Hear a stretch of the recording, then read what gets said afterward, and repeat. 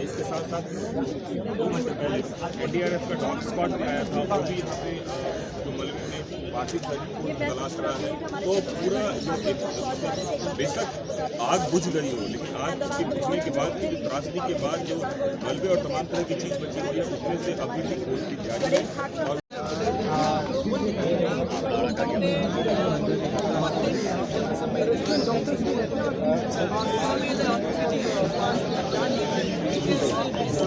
સંભળાઈ રહ્યું છે કે પ્રધાનમંત્રી શ્રી નરેન્દ્રભાઈ મોદી અત્યારે ઘટના સ્થળ પર પહોંચી ગયા છે। પોલીસ કર્મીઓની હલચલ તેજ થઈ ગઈ છે એમનો રસ્તો ખોલવામાં। સામે જે પ્રમાણે બેરિકેડ લાગેલું છે એ બેરિકેડને હટાવીને જેનાથી પ્રધાનમંત્રી સાહેબ અત્યારે પ્રવેશ કરી શકે। આ બેરિકેડથી લઈને પહેલાં એ બેરિકેડ સુધી અત્યારે કોઈ પણ મીડિયા કર્મીની એન્ટ્રી નથી।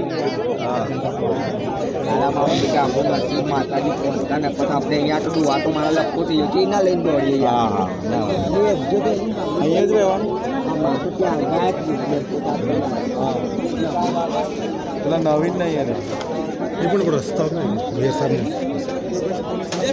અત્યારે મેયર પ્રતિભા જૈન મેયર મેડમ પણ અત્યારે પહોંચી ગયા છે। પ્રતિભાબેન જૈન હેલો મેયર શ્રી પ્રતિભા જૈન અત્યારે ઘટના સ્થળે પહોંચી ગયા છે। થોડીક ક્ષણોમાં અત્યારે પ્રધાનમંત્રી નરેન્દ્રભાઈ મોદી અત્યારે અહીંયા પહોંચશે।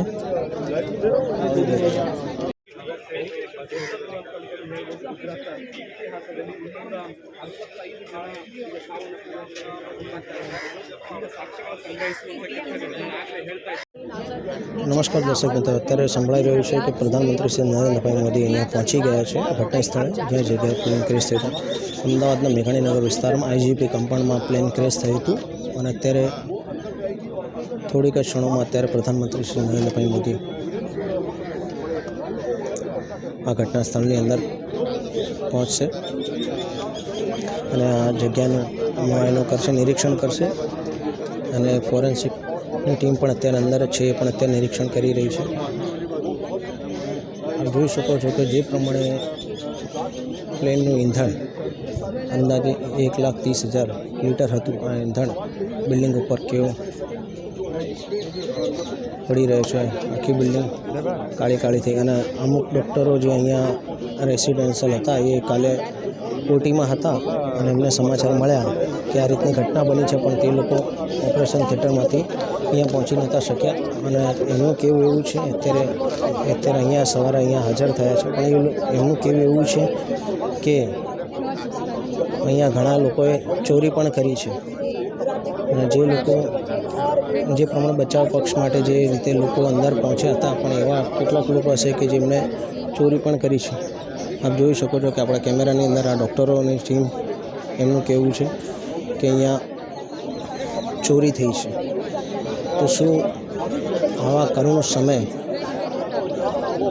લોકો જે પ્રમાણે પોતાનો મોકાનો ફાયદો ઉઠાવે છે, શું એ વ્યાજબી ખરા?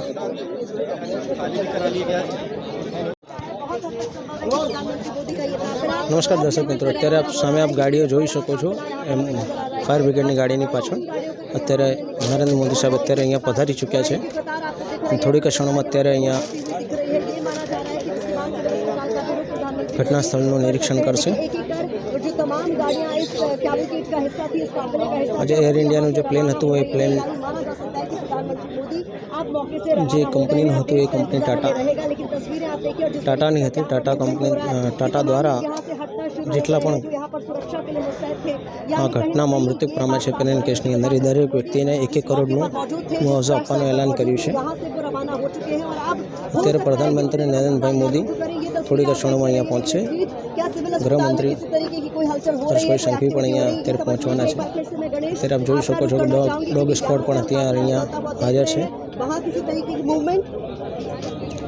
સામે આપ જોઈ શકો છો કે અમદાવાદના મેયર શ્રી ડોગ સ્ક્વોડની પાછળ અમદાવાદના મેયર શ્રી પ્રતિભાબેન જૈન પણ અત્યારે ઘટના સ્થળ ઉપર અત્યારે નિરીક્ષણ માટે અત્યારે પહોંચી ગયા છે. અસારવાના MLA પણ અત્યારે અહીંયા હાજર છે. દર્શનાબેન વાઘેલા અને મેયર શ્રી પ્રતિભાબેન જૈન એ પણ અત્યારે અહીંયા ઘટના સ્થળનું નિરીક્ષણ કરવા માટે અહીંયા પહોંચી ગયા છે.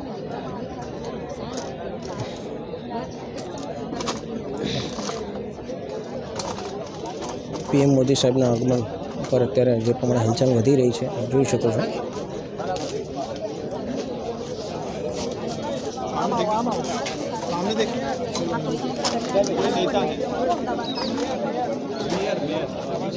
मेयर और MLA दोनों है.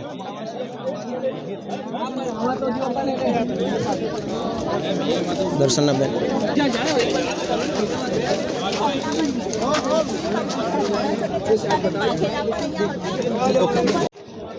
નમસ્કાર દર્શક મિત્રો, અત્યારે સંભળાઈ રહ્યું છે કે પ્રધાનમંત્રી શ્રી નરેન્દ્રભાઈ મોદી અત્યારે અહીંયા ઘટના સ્થળનું નિરીક્ષણ કરીને અત્યારે સિવિલ હોસ્પિટલ જવા માટે રવાના થઈ ચૂક્યા છે. જોઈ શકીએ કે NSG કમાન્ડો પાસે અત્યારે જે બોક્સ છે એને બ્લેક બોક્સ કહેવાય છે. અત્યારે બ્લેક બોક્સને અત્યારે સીલ પેક કરીને અત્યારે લઈ જઈ રહ્યા છે. કેટલીક સુરક્ષાકર્મીઓની ટીમો અહીંયા હાજર છે. પ્રધાનમંત્રી શ્રી નરેન્દ્રભાઈ મોદી અત્યારે ઘટના સ્થળનું નિરીક્ષણ કરીને અત્યારે સિવિલ હોસ્પિટલ અમદાવાદ ખાતે અત્યારે રવાના થઈ ગયા છે. ઘાયલોને સાથ સંભાળ પૂછવા માટે અને જે મૃતકો પ્લેન ક્રેશમાં જે મૃતક પામે છે એ લોકોના પરિવારજનોને મળવા માટે.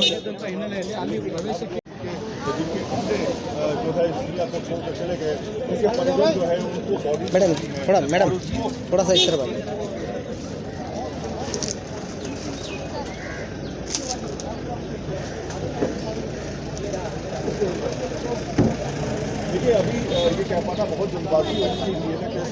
અત્યારે કોઈ પણ મીડિયા કર્મીને અત્યારે અંદર જવા પ્રવેશ કરવામાં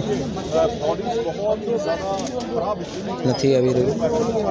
દરેક મીડિયા કર્મીને અહીંયા બેરિકેડ્સ મારીને અત્યારે ઊભા રાખે છે કે જેનાથી કોઈ પણ મીડિયા કર્મી અત્યારે અંદર પ્રવેશ ન કરે. થોડીક વારમાં અત્યારે બેરિકેડ્સ હટાવવામાં આવશે અને દરેક મીડિયા કર્મી ઘટના સ્થળ ઉપર પહોંચશે. जहाँ पर वो लोग खाना खा रहे थे और किसी ने भी सोचा नहीं होगा कि ये जो इलाका है ये एयरपोर्ट के बिल्कुल करीब का इलाका है. और जब मैं आपसे बात कर रही हूँ कुछ देर में कुछ सेकंड्स में यहाँ से प्लेन या तो टेक ऑफ कर रहे हैं या तो लैंडिंग कर रहे हैं ठीक किसी इलाके के ऊपर. देखिए अभी भी जब मैं आपसे बात कर रही हूँ तो इंडिगो का एक विमान यहाँ से ऊपर आपको जाता हुआ नजर भी आ रहा है.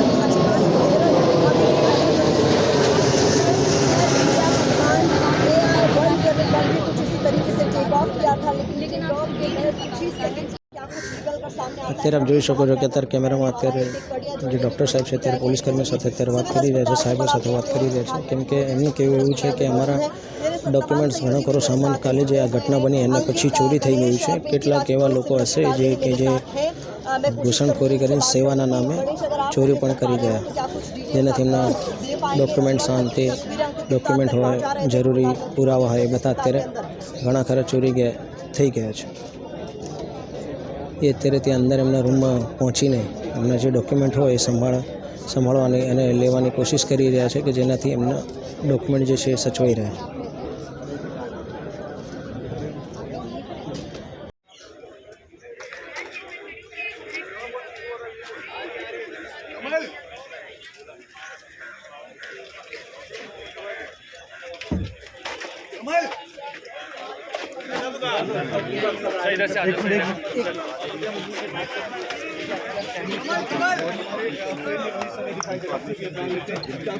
भैया थोड़ा नीचे कर भैया सर आईडी सर एक मिनट अरे भाई चालू है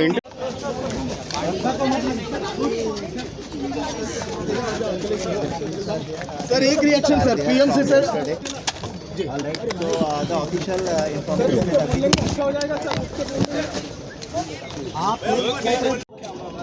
અત્યારે હમણાં થોડી વાર પહેલાં NDRF ટીમના DIG સાહેબ અહીંયા ઘટના સ્થળથી અત્યારે બહાર નીકળ્યા છે.